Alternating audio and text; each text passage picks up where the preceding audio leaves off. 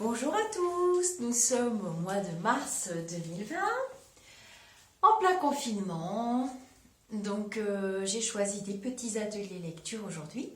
Alors j'en ai fait un dehors avec Monsieur Magnolia derrière moi, mais le vent s'est levé et le beau soleil se cache et on sent que la pluie va arriver.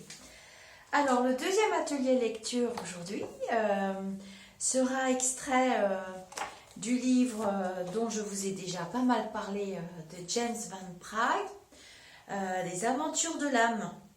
Un extrait qui vous explique sous forme de conte, de métaphorique, le bagage spirituel. Alors ce texte m'est venu en tête aujourd'hui par rapport à la situation mondiale que nous sommes en train de vivre, par rapport au voyage de nos âmes, par rapport à la spiritualité, par rapport à la matérialité, ce qui ne va pas. Quelles leçons nous devons tirer de cet événement ? On ne peut pas parler d'un pays, on ne peut pas parler d'un peuple en particulier, puisque nous sommes tous touchés, et du coup nous sommes tous égaux, plus ou moins. Alors, l'extrait du livre, donc, des Aventures de l'âme. Alors, ces extraits-là, je les lis, vous trouverez l'autre extrait qui est L'Arbre à soucis, je les lis uniquement d'habitude quand je fais mes conférences ou mes cafés débats. Alors, je vous lis l'extrait. Beaucoup de personnes entretiennent aussi l'idée fausse qu'une fois dans le monde de l'esprit, tout sera facile et qu'ils n'auront plus à se soucier de ce qu'ils ont fait ou omis de faire durant leur vivant. Ce n'est pas le cas du tout. Même s'il est vrai que nous baignons toujours dans l'amour et l'acceptation, nous sommes également accueillis de l'autre côté de la vie par toutes nos pensées, nos paroles et nos actions, ainsi que par les personnes à qui nous aurons pu causer du tort. Il n'y a pas de jugement, sinon le jugement de soi. C'est en fait le grand facteur égalisateur. L'un de mes amis m'a raconté cette histoire fictive qui aide à comprendre que ce que nous pensons sur Terre pourrait ne pas s'accorder avec ce que nous découvrons dans le monde astral. Un homme très fortuné décède et rencontre Saint-Pierre devant les portes du paradis. Saint-Pierre lui fait franchir le portail et l'homme est immédiatement séduit par la beauté et l'opulence du paradis. Partout autour de lui, d'impressionnantes demeures scintillent de couleurs et de lumière. Il y a des clairières splendides et des jardins époustouflants. L'homme dit à Saint-Pierre, voilà qui ressemble à une propriété que j'ai possédée, vous savez. J'étais l'un des hommes les plus riches de la planète. Et j'y avais des demeures comme celle-ci un peu partout sur Terre. J'avais des centaines d'employés pour tout gérer à ma place. Saint-Pierre ne répond pas, mais guide l'homme sur un sentier de ce nouveau monde. Au fil du sentier, l'homme se met à insister pour que Saint-Pierre lui montre sa nouvelle maison. Il est certain que ce doit être l'une des demeures incroyables qu'il a admirées en arrivant. Il est certain que ce doit être l'une des demeures les plus belles et il dit « Où est-elle ? Où est ma maison ?» dit-il à Saint-Pierre. Saint-Pierre lui répond simplement de le suivre et que ce n'est pas très loin. À mesure qu'ils avancent, le sentier devient plus étroit et les marches plus difficiles à voir. L'homme regarde autour de lui et voit que les clairières majestueuses ont jauni et qu'il y a des parcelles boueuses.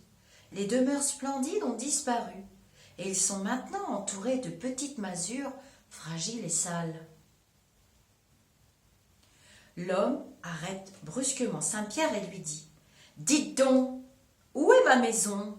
Vous vous êtes certainement trompé de chemin. » Saint-Pierre sourit et répond encore « Quelques pas et nous y serons. » L'homme est vraiment perplexe et se dit tout de suite que Saint-Pierre l'a confondu avec une autre personne.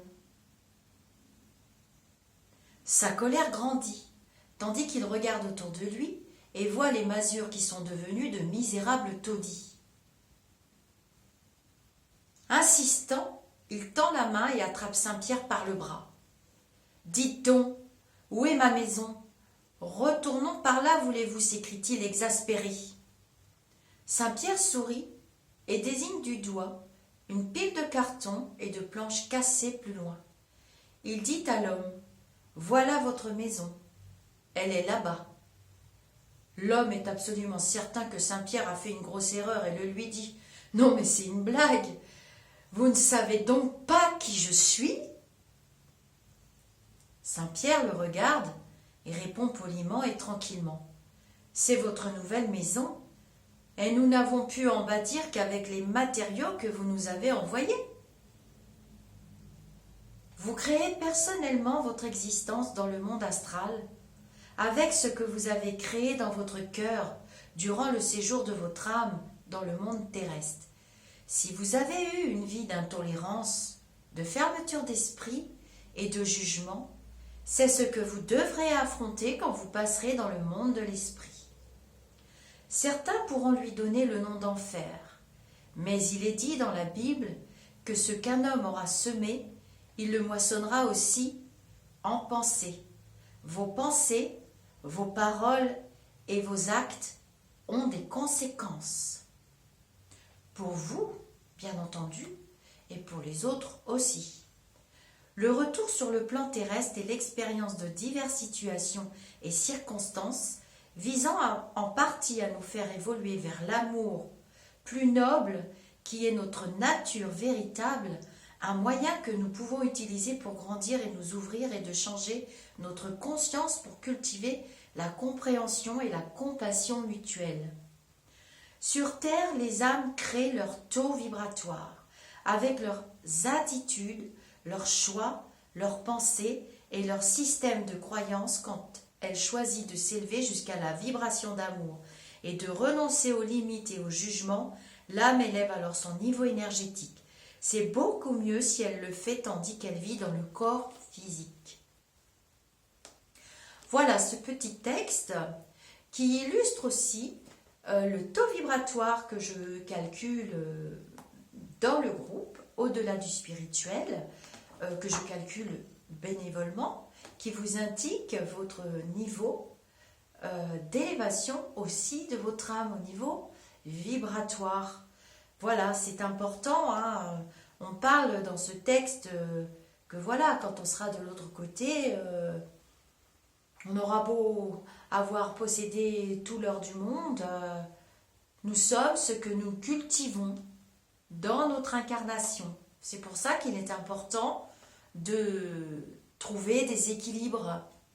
Voilà, je vous laisse en espérant que ces petites lectures vous aident à comprendre certaines petites choses et à avancer sur votre chemin de vie, celui que vous avez décidé avant votre incarnation, les épreuves que vous avez décidé d'affronter dans cette réalité terrestre qui, je le rappelle, est une dimension très très lourde. C'est un des mondes les plus lourds, il faut le protéger et entendre certainement les leçons pour lesquelles nous sommes venus et les prendre en considération. Voilà, la matérialité, le monde de l'argent, ça n'achète pas tout. Ça n'achète pas la spiritualité, la vraie, la réelle. Ça n'achète pas les sentiments de partage, de compassion, d'amour. Quand on dit qu'il faut rester chez soi dans cette période de confinement, par rapport au coronavirus surtout, c'est rester chez soi, c'est une manière de protéger les autres et de laisser travailler les hommes et les femmes formidables qui aideront ceux pour qui il est trop tard.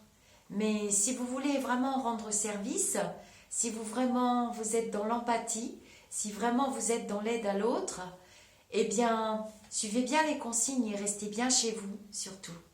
Je vous souhaite une très très belle journée, une très lumineuse soirée aussi également.